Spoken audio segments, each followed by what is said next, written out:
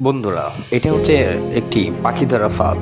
যেখানে এই ফাঁদের সাহায্যে বনের ভিতরে লুকিয়ে থাকা পাখিগুলোকে ধরা হয়।